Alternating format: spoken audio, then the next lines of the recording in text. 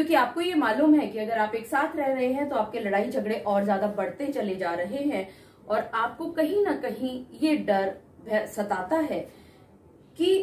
अगर आप साथ रहे तो हो सकता है कि कानूनी लड़ाई बहुत ज्यादा फंस जाए, बहुत ज्यादा लंबी हो जाए और शायद आपको उसका सिरा नजर ना आए और वो उलझती जाए आप दोनों की जिंदगी।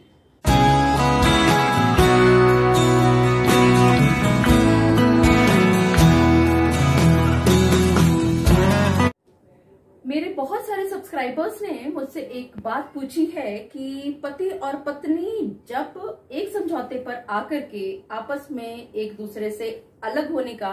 निर्णय ले लेते हैं और एक सेटलमेंट एग्रीमेंट बना लेते हैं तो क्या इस सेटलमेंट एग्रीमेंट का कोई फायदा होता है?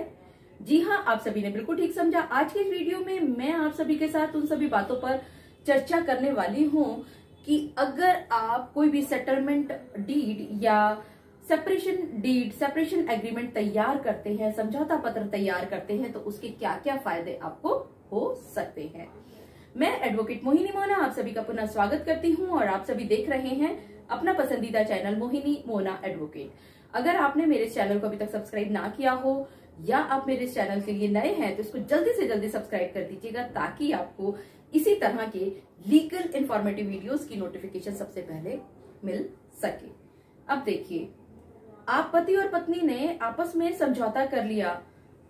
क्योंकि आपको ये मालूम है कि अगर आप एक साथ रह रहे हैं तो आपके लड़ाई झगड़े और ज्यादा बढ़ते चले जा रहे हैं और आपको कहीं ना कहीं ये डर सताता है कि अगर आप साथ रहे तो हो सकता है कि कानूनी लड़ाई बहुत ज्यादा फंस जाए, बहुत ज्यादा लंबी हो जाए और शायद आपको उसका सिरा नजर ना आए और वो उलझती जाए आप दोनों की जिंदगी। ऐसी ही स्थिति में सेपरेशन एग्रीमेंट यानी कि आप दोनों को अलगाव की स्थिति कोर्ट के द्वारा ना ला करके एक एग्रीमेंट के द्वारा करवाई जाए, उसका विचार सबसे पहले आता है। इस समझौता पत्र में आप वो सभी शर्तों का वर्णन कर लेते हैं, वो सब चीजें लिख लेते हैं जो जो शर्तों का पालन इस कोल्ड वार या ये जिसे कहते हैं ना, ये एक जो समय है जिसमें आप शांति युद्ध जिसे कहते हैं कि आप दोनों प्यार से अलग अलग हो गए और आपने ये सोच लिया, कुछ भी समय सीमा इसमें तय कर ली कि चाहे वो 6 महीने है, 1 साल है, 1 साल तक पति भी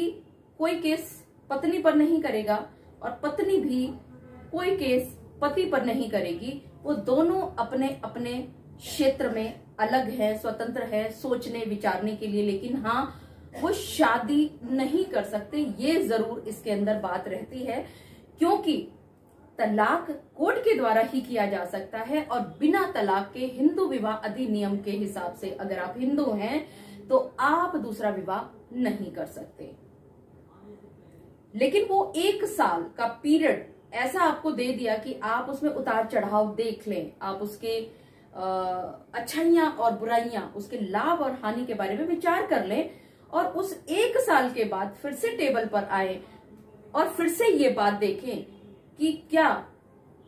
अब आपके बीच में फिर से एक होने की संभावना है या अभी भी आपको अलग होना है। लेकिन अगर आप कोर्ट में जब आपका लड़ाई हुई, मैं शुरुआत से जाती हूं, जो मैंने स्टार्टिंग में बताया कि अगर आपके बीच में अलगाव की स्थिति आई है